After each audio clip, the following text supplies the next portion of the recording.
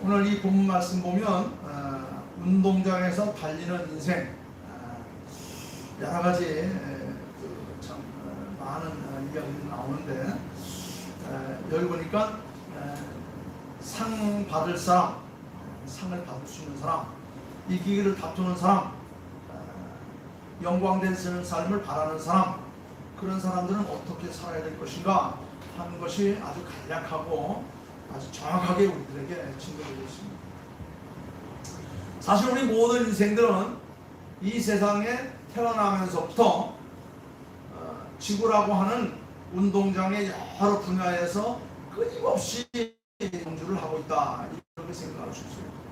각자의 주어진 재능대로 우리는 주어진 삶의 환경과 여건 속에서 열심히 경주하는 사람이에요. 그 달리기에서 어떤 이는 성공을 하고 어떤 이는 실패를 하기도 합니다. 어떤 사람은 끝까지 달려가서 영광된 그런 순간을 맞이하기도 하고, 어떤 사람은 달리다가 지쳐서 쓰러져서 나고자로 그 경주에서 스스로 사라지는 그런 경우도 많이 있어요. 이처럼 인생의 그 육체의 생활에서만 경주가 있는 것이 아니라 영적인 신앙생활에서도 경주가 있다 하는 것을 우리는 오늘 본문 말씀을 통해서 생각해 볼 수 있습니다. 이 세상에서의 육적인 경주도 중요하지만 어떤 면에서는 영적인 신앙의 경주, 이것이 아마 더 중요하지 않나, 저는 그렇게 생각합니다. 고린도후서 4장에 보면 이런 말이 있어요. 우리 눈에 보이는 것은 잠깐이요, 보이지 않는 것은 영원하다. 우리 눈에 보이는 것은 잠깐이요, 보이지 않는 것은 영원하다.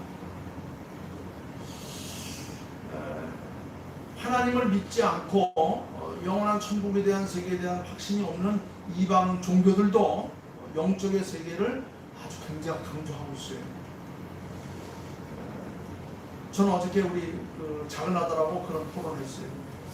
과학이 발달하고 인지가 발달하고 세상이 계속 발전해 가면서 영의 세계는 더욱더 확실하게 우리의 삶 속에 다가오고, 모든 인생들이 영에 대한 궁금증과 영의 세계에 대한 그런 접근을 더욱더 시도하고 있다.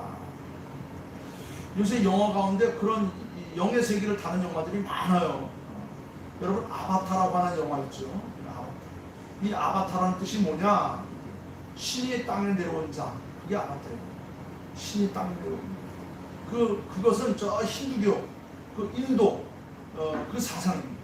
인도 사람들의 그 사상은 그 신의 세계가 따로 있고, 신의 세계에 있는 그 형상들이 이 땅에 와 있는 것이 우리 인생들인 거예요.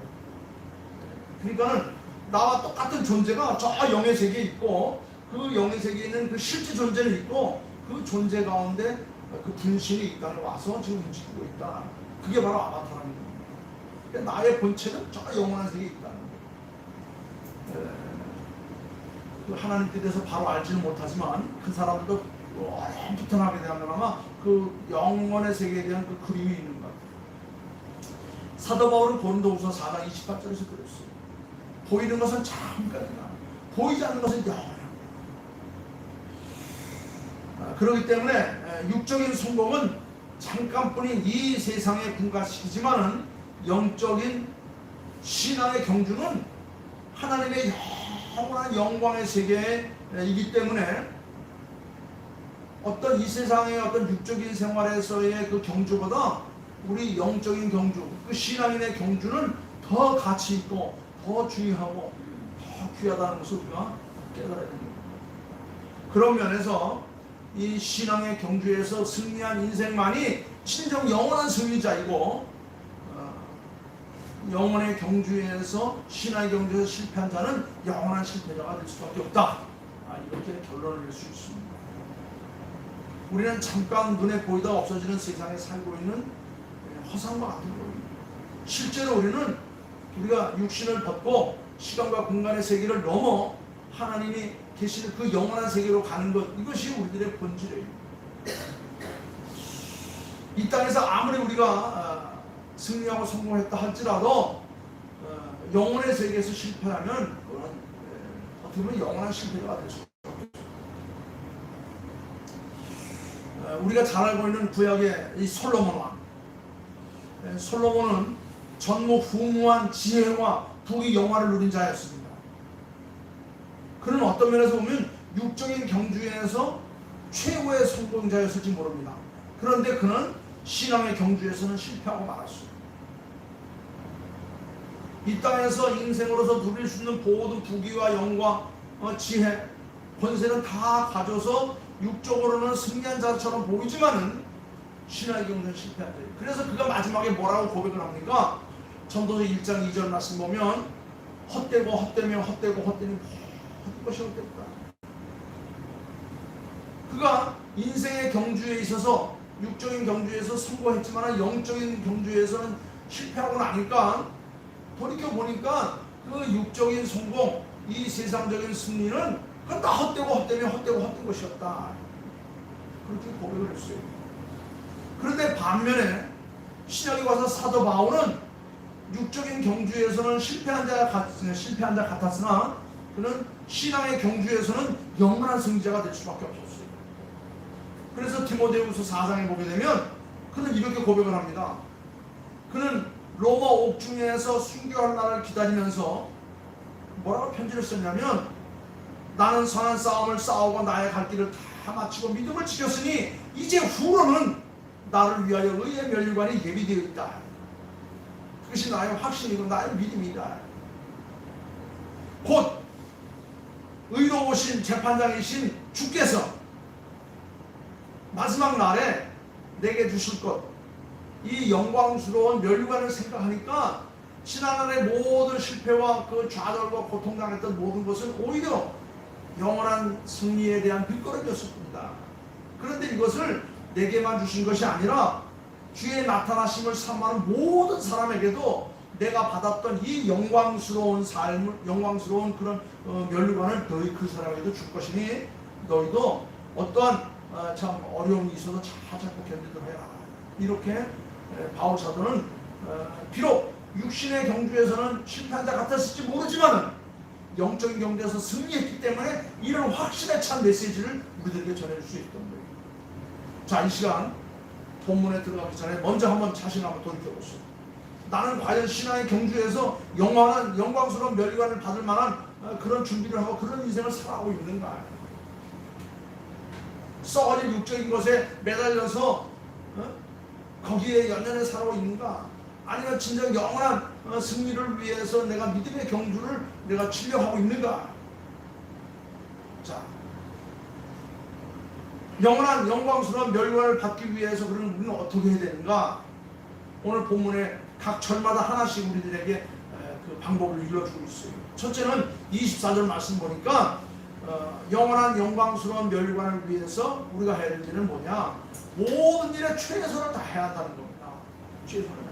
24절 한번 읽어볼까요? 다 같이 시작. 운동장에서 다름질하는 자들이 다 달릴지라도 오직 상을 받는 사람은 한 사람인 줄을 너희가 알지 못하느냐? 너희도 상을 받도록 이와 같이 다름질하라. 최선을 다하라 그런 얘기예요. 내 분야에서 내가 살고 있는 현실 속에서 내 있는 그런 그 위치와 처지에서 최선을 다하라. 어영부영 살지 말라는 거예요. 남 눈치 보지 말라는 겁니다. 최선을 다하라. 맡겨진 일에. 신앙의 경주에서 1등은 한 명뿐이라는 겁니다. 그러나 그 1등한 경주자와 같이 최선을 다하는 태도와 그 마음, 그 자세, 그 삶, 이것을 배우고 그렇게 너도 실천해보라. 그렇다면 1등한 승리자의 비결은 어디에 있는가?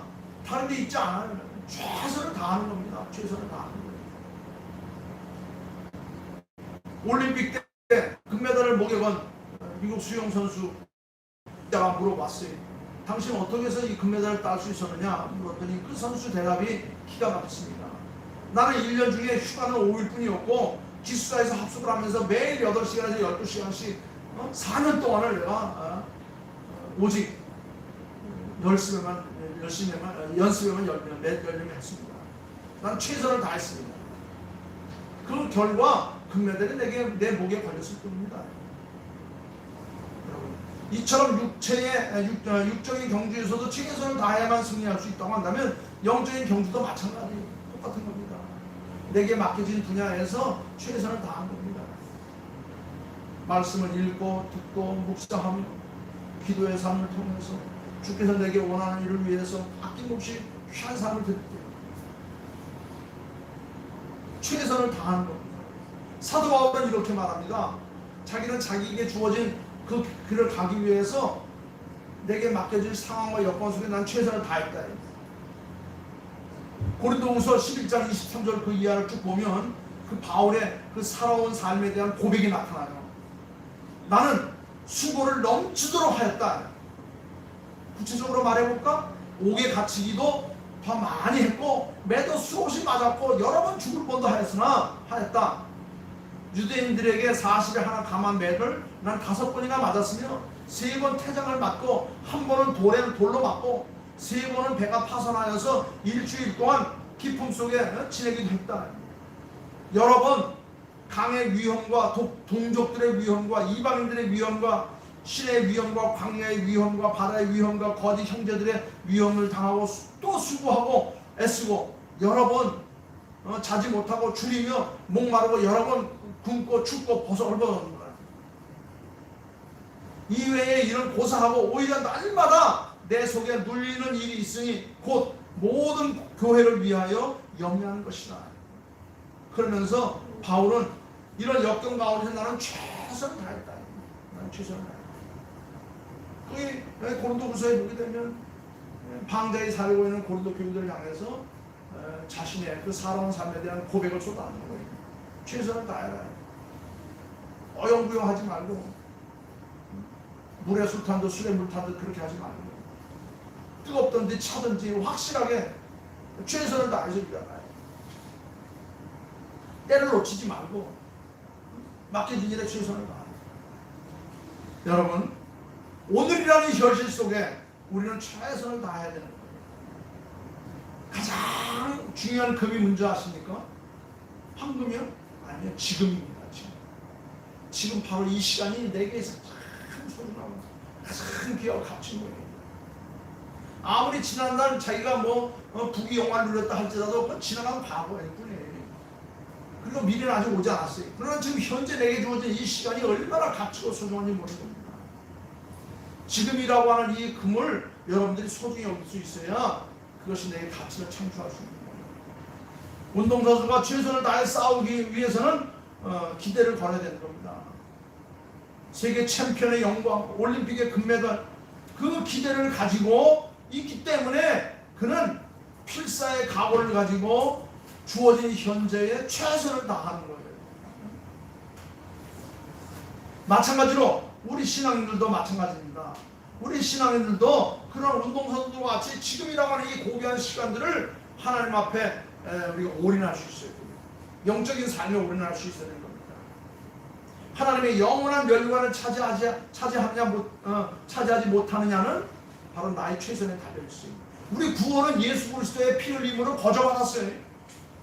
그러나 하늘나라의 영광스러운 그 멸관 금메달은 우리의 신앙생활의 노력 여하에 달려있는 거예요. 구원 공로로 우리가 구원을 받았지만은 누릴 수 있는 영광 그 멸관은 그는 각자 맡겨진 삶의 현장에서 얼마만큼 최선을 다하며 신앙생활을 하느냐 합니다. 바울 사도는 아마 최고 영광스러운 그런 그 영예를 얻었을 거예요. 자기는 수고를 넘치도록 했다고 그랬어요.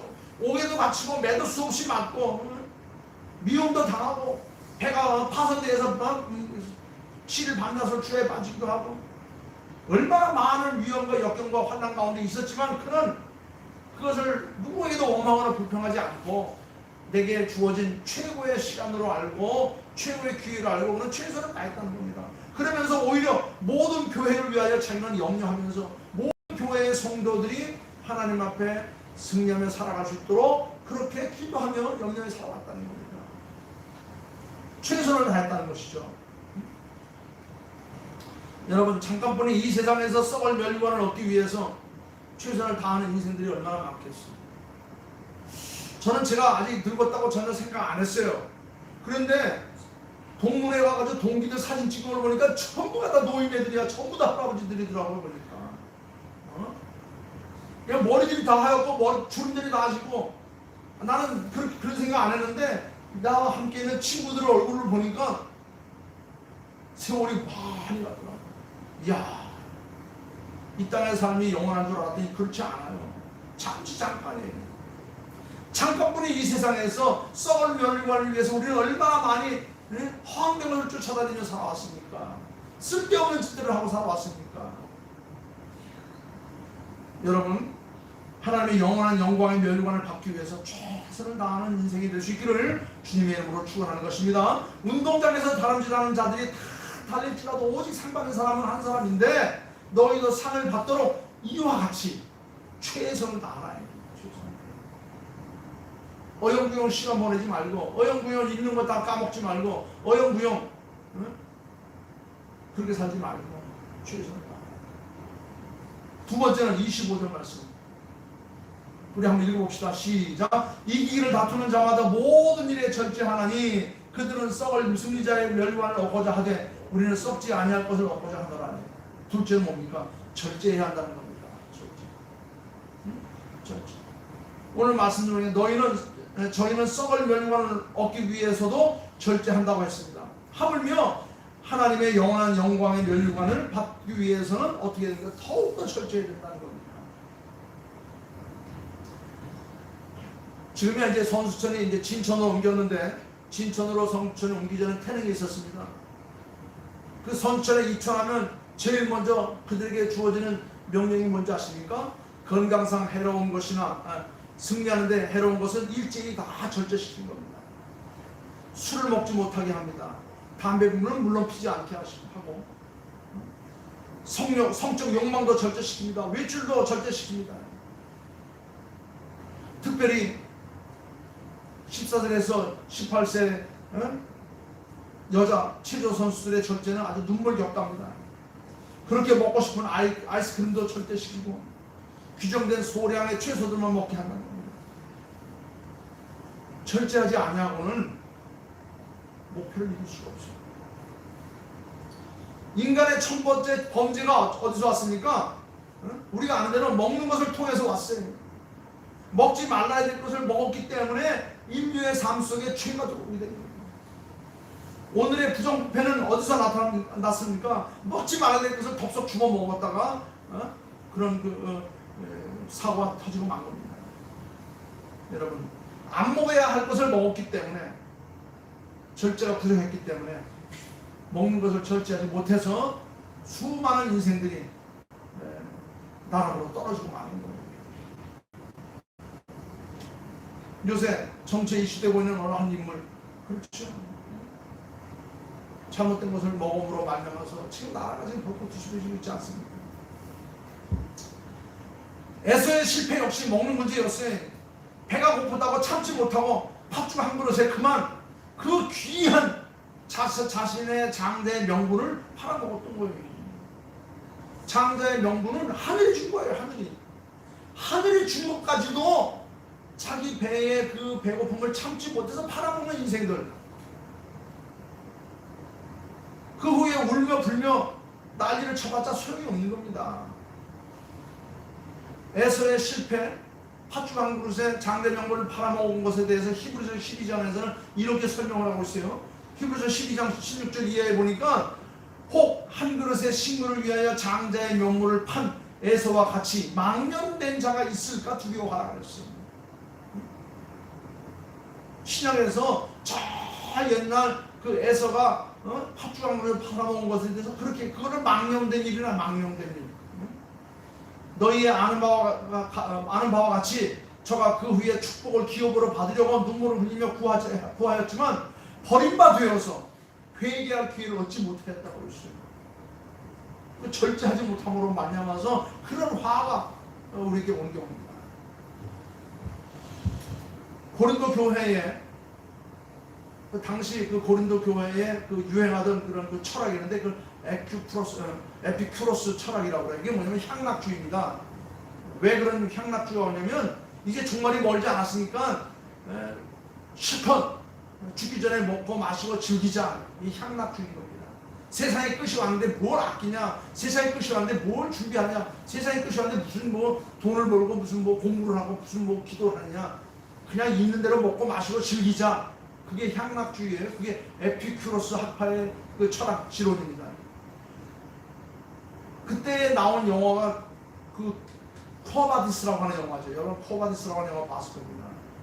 그 코바디스의 영화가 일어날 당시에 그 로마의 그 환경 조건은 성적으로 도덕적으로 부패하고 타락했습니다. 솔로몬이 절제하지 못했기 때문에 신의 경주에서 실패하지 않았습니까? 우리 성도들은 그렇게 영광스러운 신의 경주를 위하여서 자기의 주어진 자유도 절제할 줄 아는 것은 당연한 거예요. 세상의 모든 것은 헛되고 헛된 것뿐이에요. 해 아래서 수고하는 것이 너에게 무슨 유익이 되겠는가? 해는 아침에 떴다 사라지고 또 다시 세워진다 그랬습니다. 여러분 보지 않을 것은 보지 말아야 됩니다. 가지 않을 것은 가지 말아야 됩니다. 먹지 않을 것은 먹지 말아야 됩니다. 하지 않을 것은 하지 말아야 됩니다. 쓰지 않을 것은 쓰지 않는 뭐가 절제가 필요한 거예요. 술, 담배를 끊는 것이 중요한 게 아니에요. 그것은 지극히 적은 부분이에요. 그러나 그 지극히 적은 것을 절제하지 못할 때 그 파장은 크게 나타나는 겁니다. 그 적은 것도 절제하지 못하는 자가 어떻게 큰 것을 절제할 수 있겠습니까? 술, 담배, 그게 뭐 구원광이 된 문제가 아니에요. 그게 너무 매달릴 필요가 없어요. 그거는 작은 거예요.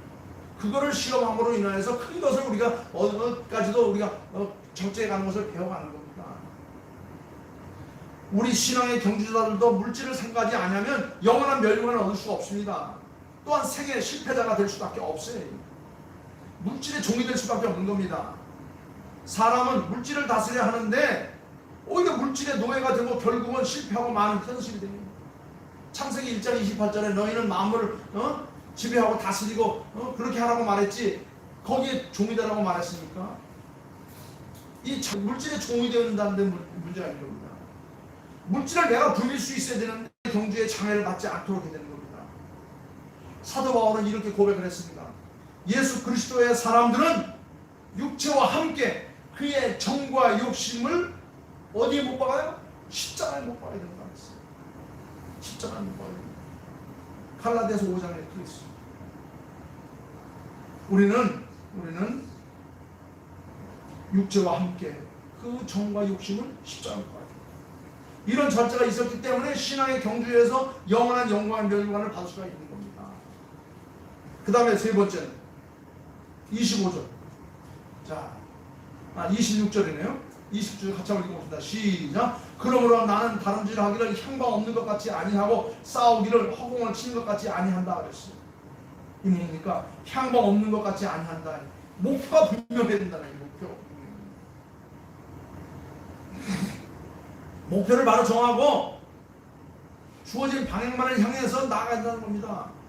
좌로나 우로나 치지 말고 꿈을 대지 말고 주변 하지 말고 뒤돌아보지 말고 뒤돌아보다가 손길이 된 여인이 있지 않습니까? 미련 갖지 말라는 겁니다. 일단 목표가 정해지면 그 방향을 향해서 올인하는 거예요. 올인하는 거. 목표가 정해집니다. 저는 그렇게 살아왔다고 얘기할 수 있습니다. 한번 목표가 정해지면 그걸 이루기 위해서 최선을 다할 수밖에 없어요. 그런데 그 목표를 정하는 게 그게 좀 쉬운 게 아니에요. 두려워요. 겁이 나요.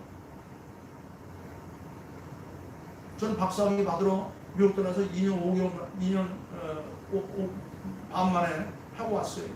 다른 사람은 10년 해도 못하는데 그러다가 병이 났어요. 정해진 목표가 확실하면 다른 거 볼 거 없어요. 오직 거기에 올인하는 거예요. 그러므로 내가 다름질을 하기를 향방 없는 것 같이 아니하고 싸우기를 허공을 치는 것 같이 아니하며 어떤 경우에서든지 방향은 매우 중요합니다. 목표가 매우 중요해요. 목표가 없다면 승리할 수 없습니다. 최선도 절제도 중요하지만 정말 중요한 것은 내가 나가는 방향, 목적 굉장히 중요합니다.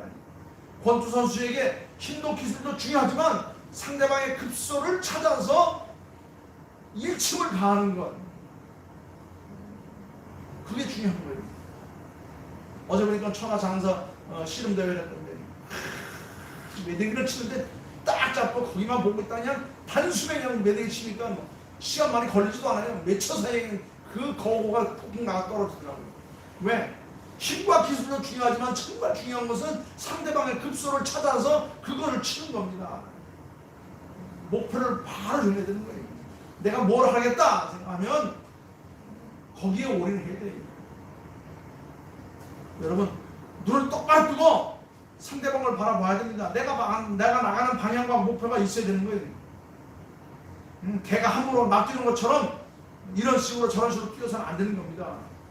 경주에서 달리는 목표를 정하지 않고 이쪽 박정으로 바라보면서 달리는 사람들은 그런 목표를 이룰 수 없어요. 제가 그 선수 이름을 잊어버렸는데 86 아시안 게임 때에 맨날 하도 가난해가지고 맨날 라면만 먹던 그 어린 소녀가 경기에 나갔어요.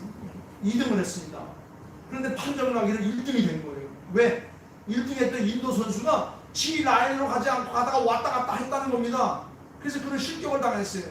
그런데 이 소녀는 오직 목표를 바라보고 그 라인만을 향해서 갔다는 겁니다.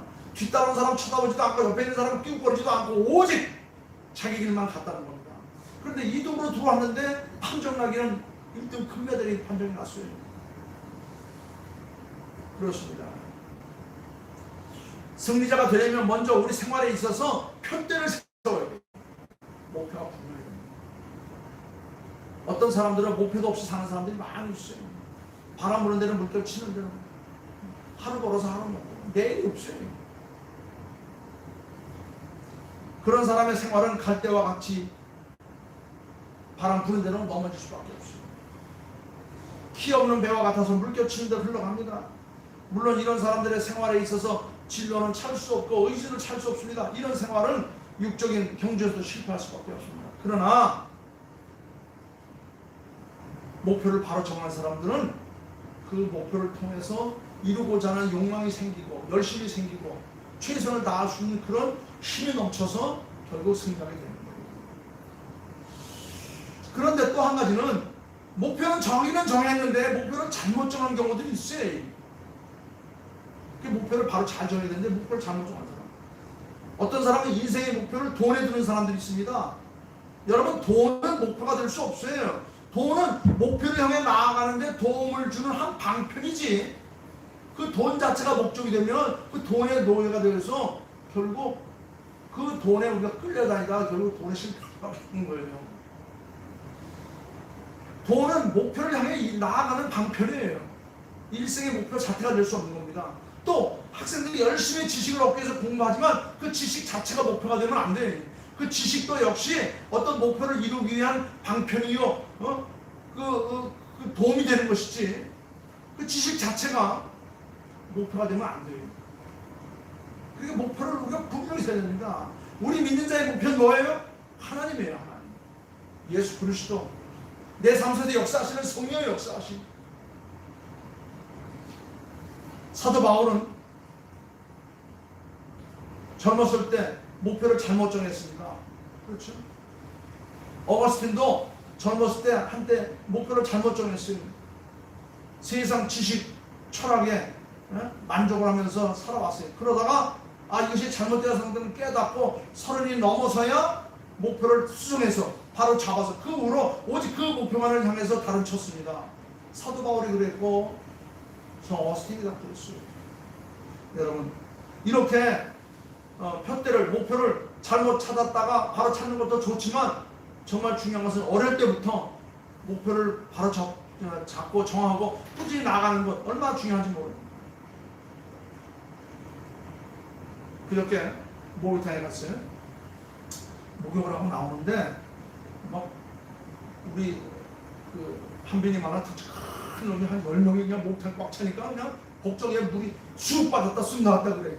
그래서 다 나왔는데 보니까 한참 얘기하다가 내가 궁금해서 고등학생들 같아가지고 걔네들 계약 언제 하니? 그러니까 3월 2일이요. 한참 얘기하고 있는데 뒤에서 한 놈이 툭 치면서 목사님! 그래서 누구야? 그랬더니 저 모르시겠어요? 저 태욱이에요. 태욱이 누구지? 아이 목사님 저같이 중국도 갔다 오고 울릉도도 갔다 오고 경주도 갔다 오고. 그래? 몇 학년에? 내가 올해 고3인데 너 뭐, 앞으로 어떻게 칠래? 목사님 저는요 앞으로 역사교사 선생님이 될 거예요. 역사교사는. 왜?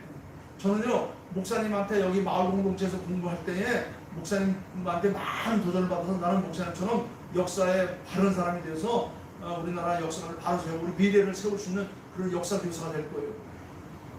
얼마나 고마운지 내가 손을 잡고서 그렇게 말해요. 제가 지난 3년 동안 그 초등학교 다닐 때 그런 우리 마을의 아이들을 앉혀놓고서 역사 교육을 많이 했거든요.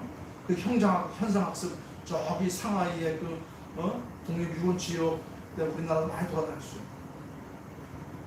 그렇습니다. 목표를 어릴 때부터 바로 정하고 꾸준히 나아가는 것 굉장히 중요합니다. 마찬가지로 우리가 신화의 경주에서 승리하려면 우리의 목표 대신 누굴 바라봐야 돼요? 예수 그리스도를 바라봐야 돼요. 히브리서 12장 2절에 뭐라고 했습니까?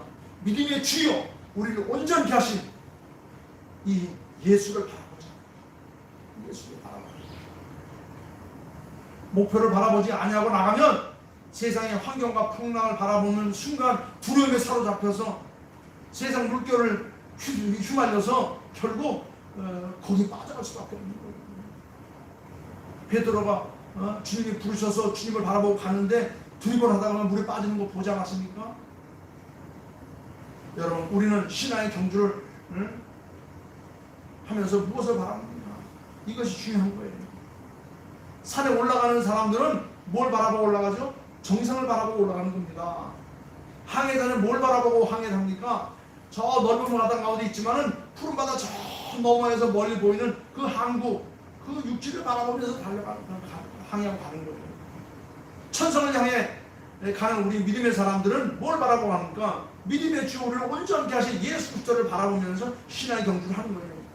잠깐뿐인 세상의 명예나 권세나 물질이나 이성을 바라보지 말고 오직 내 믿음의 주가 되시고 우리를 온전케 하시며 우리 영원한 천국으로 인도하시는 길이요 진리요 생명이시며 영원한 부활이신 예수 그리스도만 바라보고 달려서 그를 따라서 우리가 앞을 향해 전진해 가는 겁니다. 이것이 바로 우리 신앙인들의 힘이 되는 거예요. 마지막 이 일들을 하기 위해서 마지막에 뭐냐? 27절 말씀 다 같이 한번 읽어보겠습니다. 내가 내 몸을 저 복종하게 하면 내가 남에게 전파한 후에 자신도 도리어 버림을 당할까 두려워합니다. 헌신, 희생이 필요합니다. 이 모든 걸 이루기 위해서는 헌신이 필요합니다. 가을에 농부가 풍성한 추수를 위해서는 어떻게 됩니까? 이런 몸 아직도 채 높지 않은 땅을 갈아엎고 거름을 주고 씨를 뿌리고 김을 메고 그 여름에 떼약볕에 땀 흘리는 그 수고와 희생과 헌신이 없이 열매를 얻을 수가 없는 거예요.